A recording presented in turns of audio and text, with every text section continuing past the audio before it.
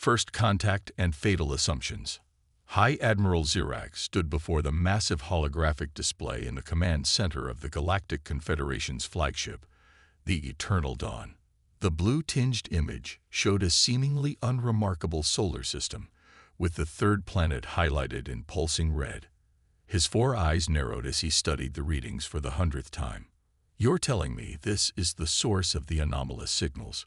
he asked, mandibles clicking in irritation. "This insignificant rock?"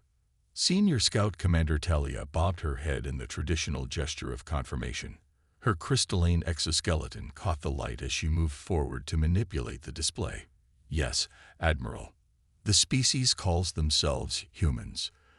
They've achieved primitive spaceflight and have begun colonizing their moon and neighboring planet." "Primitive is correct," Zirax scoffed, gesturing at the data scrolling beside the image. "Chemical rockets, radio waves, they're children playing with toys." He paused, studying another readout.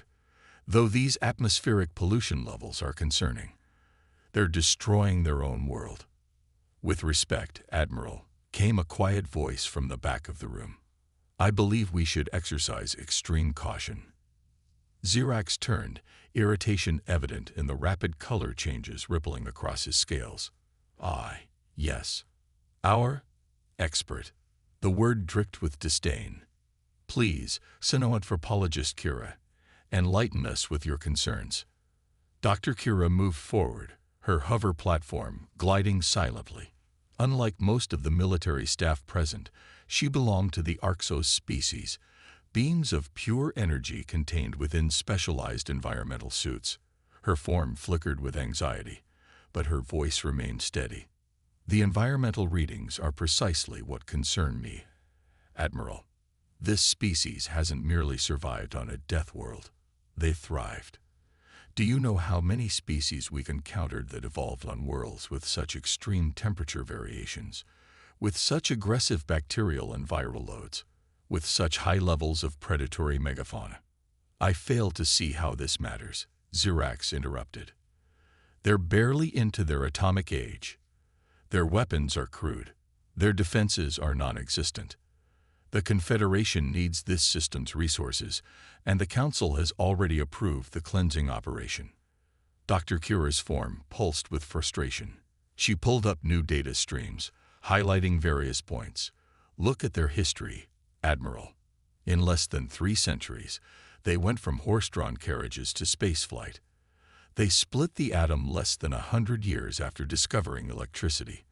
Their rate of technological advancement is unprecedented. All the more reason to act now, before they become a genuine threat," Zirax countered. "Commander Talia, your assessment." The scout commander hesitated, her crystalline fingers tapping against her arm in thought. "The humans are physically unimpressive by our standards. Soft, bilateral symmetry, internal skeleton.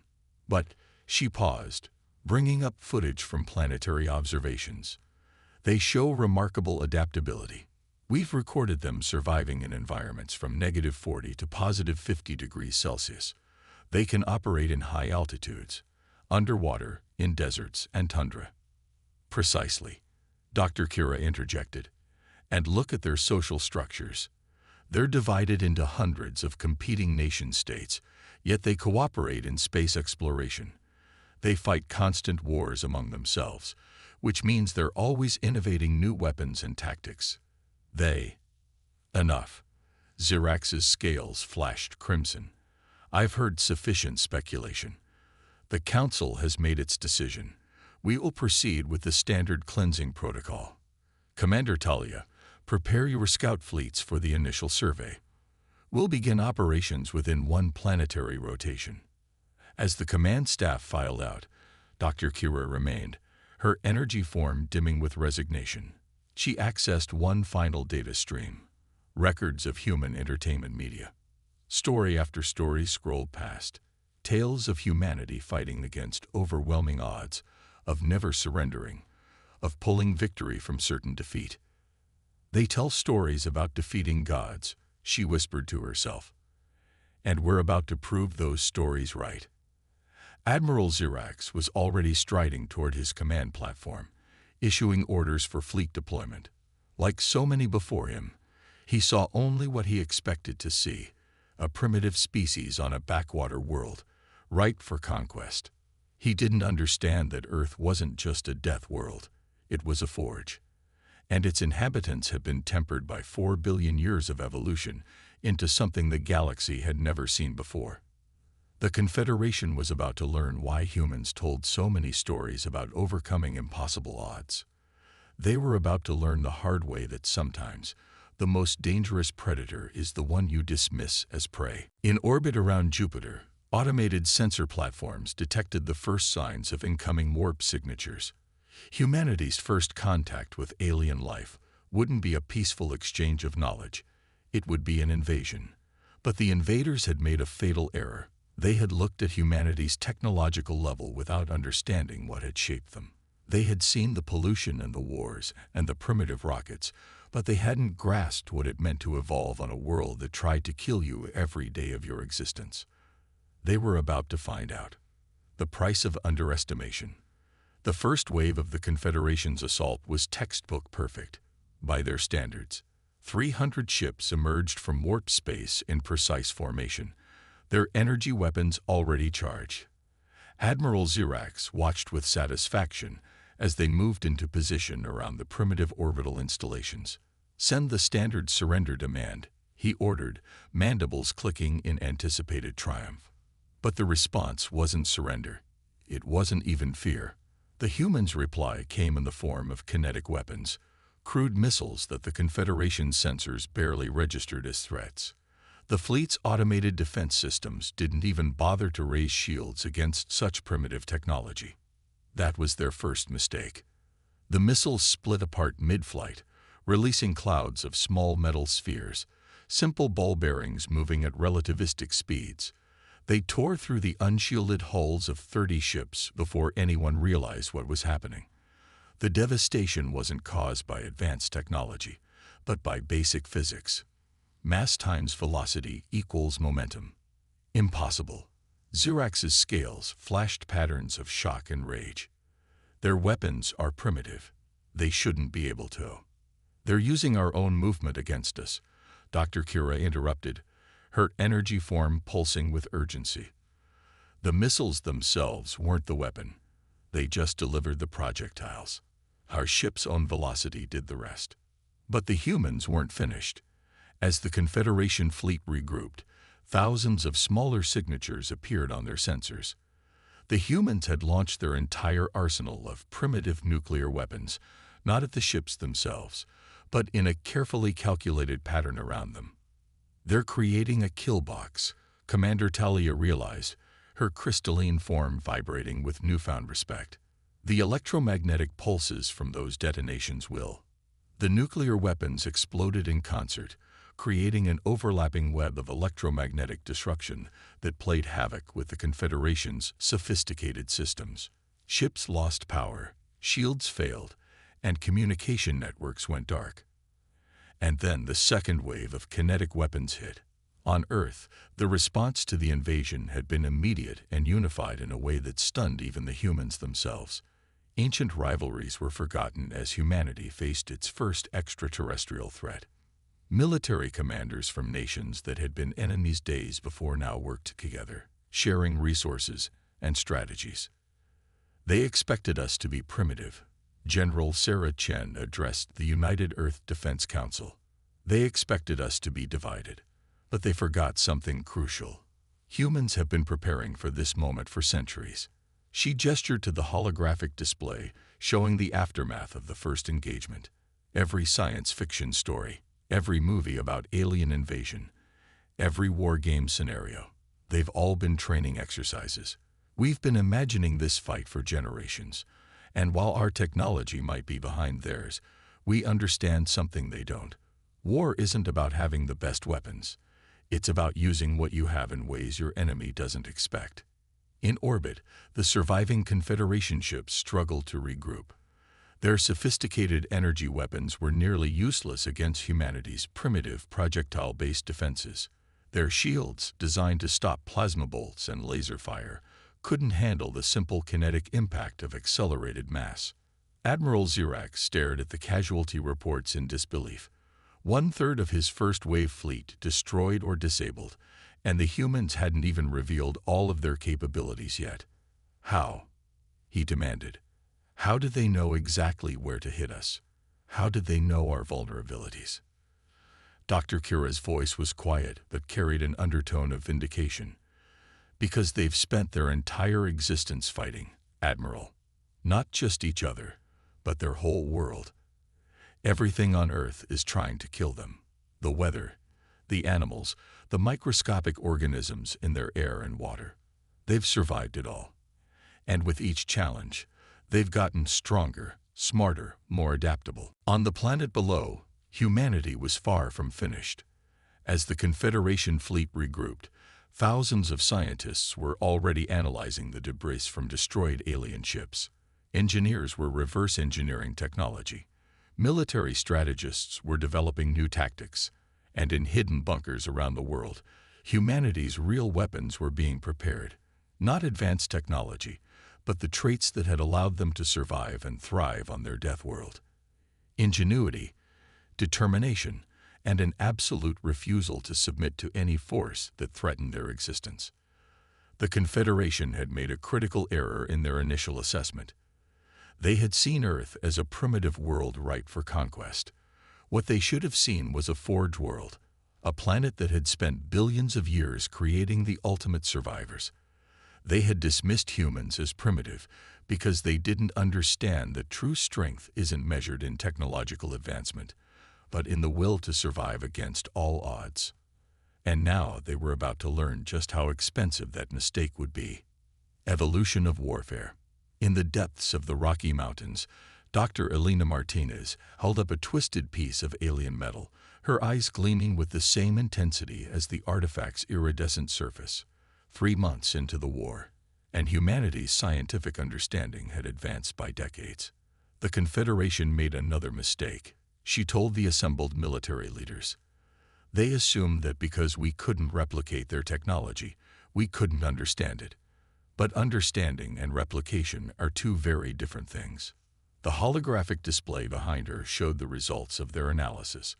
Detailed breakdowns of Confederation shield frequencies, power distributions, and most importantly, their weaknesses. Their entire technological base is built on efficiency, Elena continued. Every system is optimized for maximum performance with minimum energy expenditure. It's elegant, beautiful, even. She smiled, but there was a predatory edge to it, and that makes it predictable. Across Earth, similar breakthroughs were happening daily.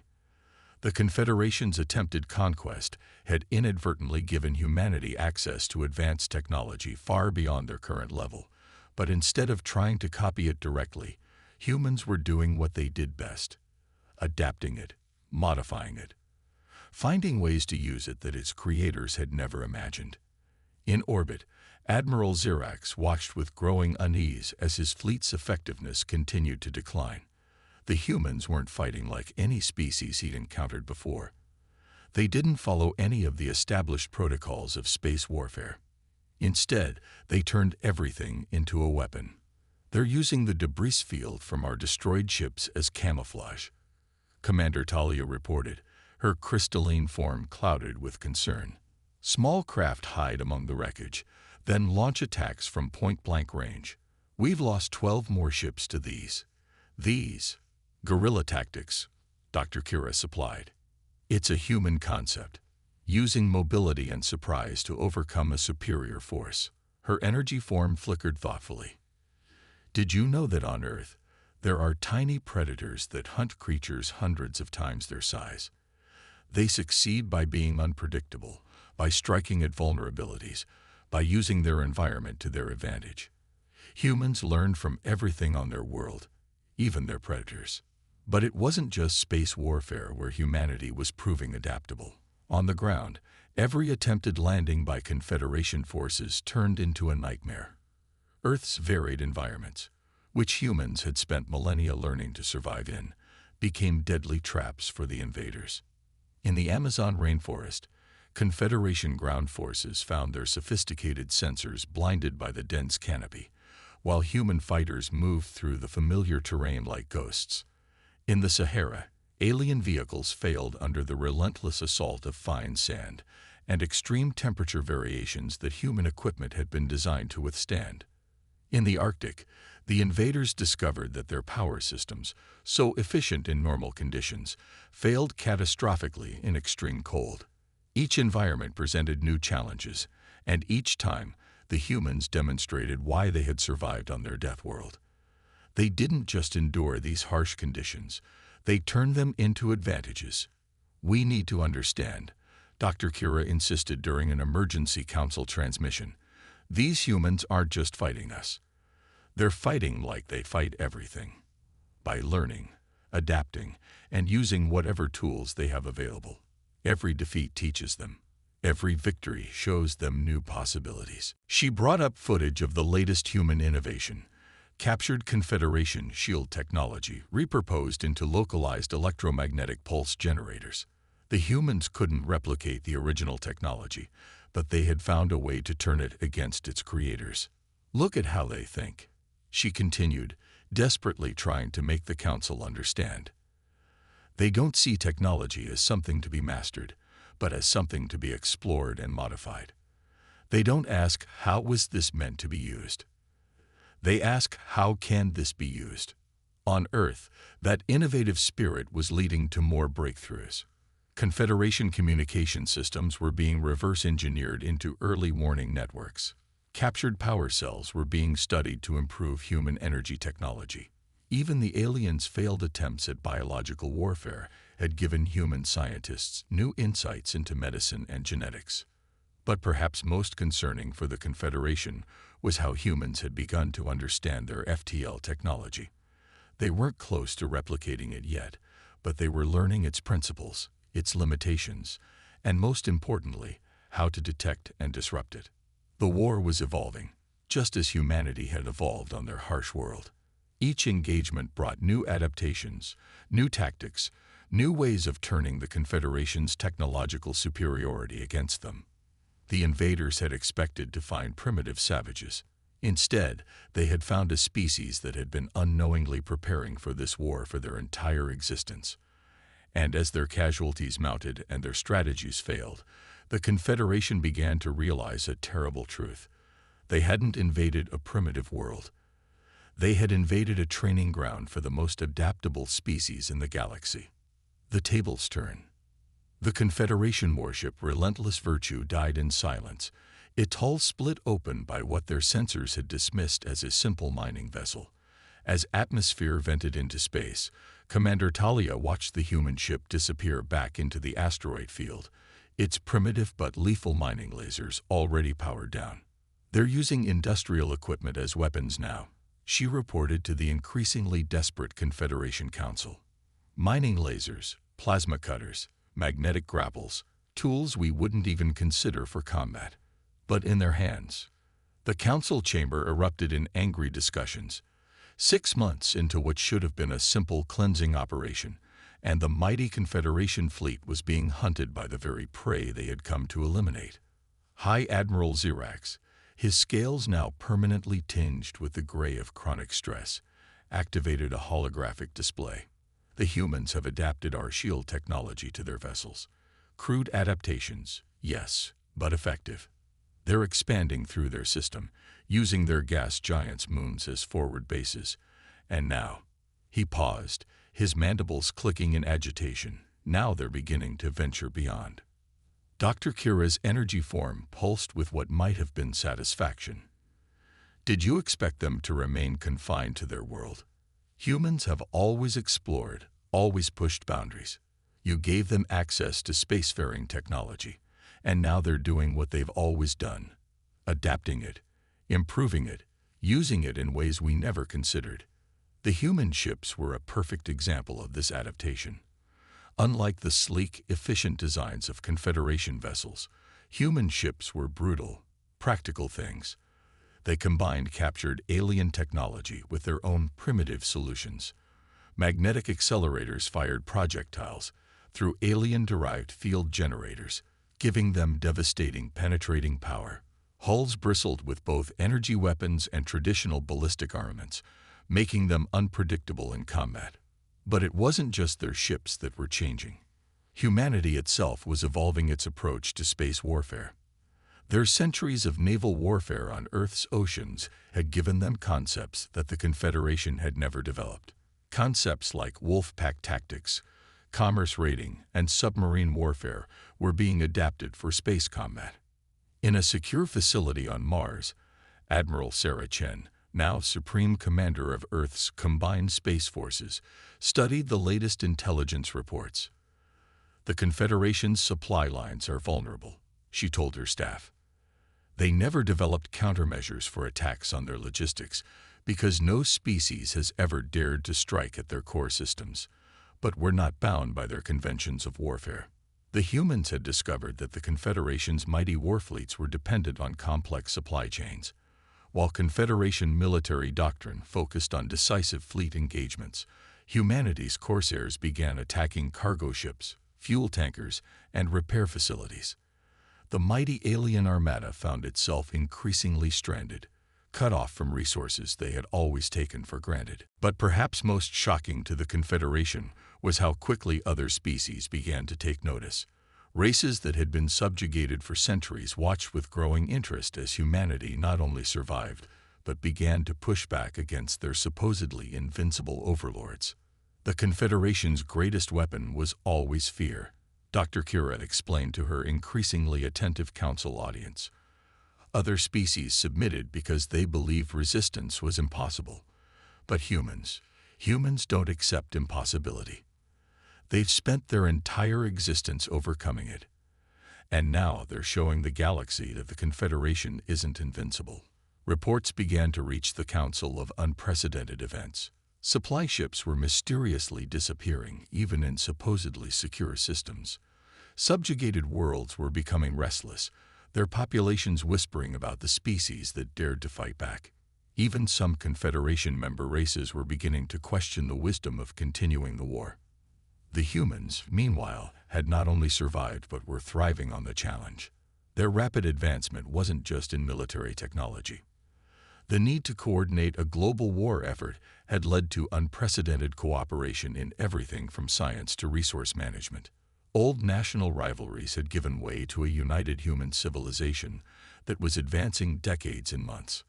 In the rebuilt chambers of the United Earth government, now expanded to include their growing off-world colonies, humanity was planning its next steps. They had learned from their own history that simply defeating an enemy wasn't enough.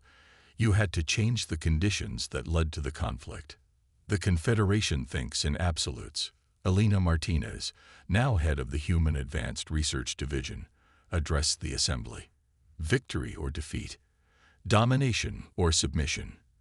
But we know better. We know that survival isn't about being the strongest.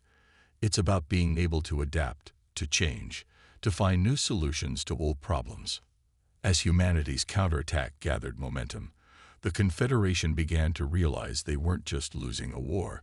They were witnessing the birth of a new power, one forged in the crucible of conflict and tempered by the harsh reality of their Deathworld origins.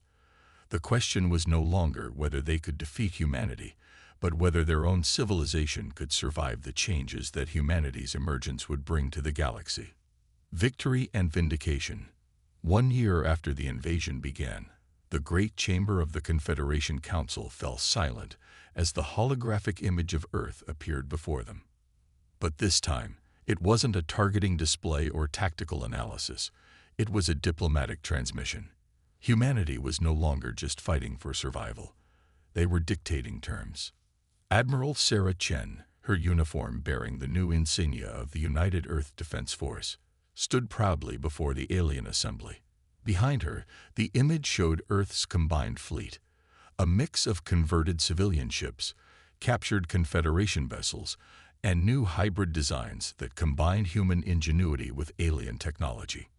"We did not start this war," she began, her voice carrying the weight of humanity's collective determination. "But we will end it. Not with your extinction, not with your subjugation, but with something you seem to have forgotten was possible: change."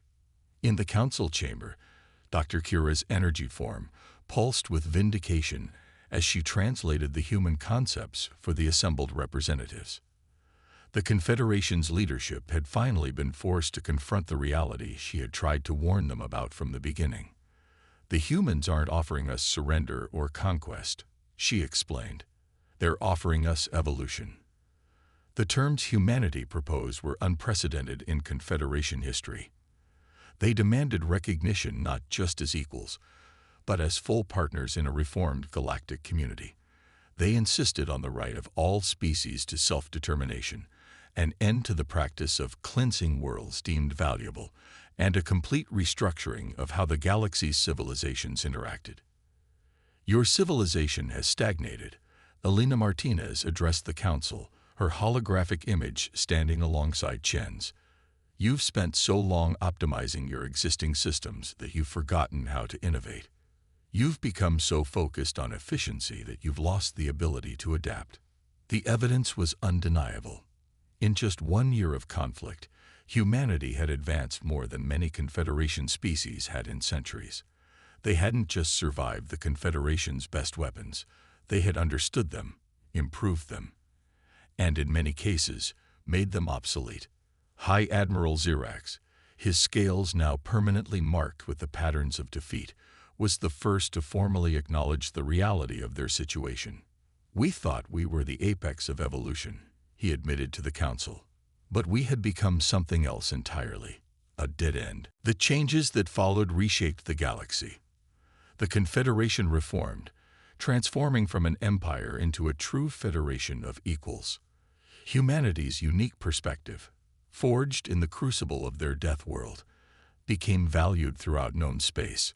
Their ability to see problems from new angles, to adapt and innovate, to thrive in adversity, made them invaluable partners in solving challenges that had stumped other species for generations.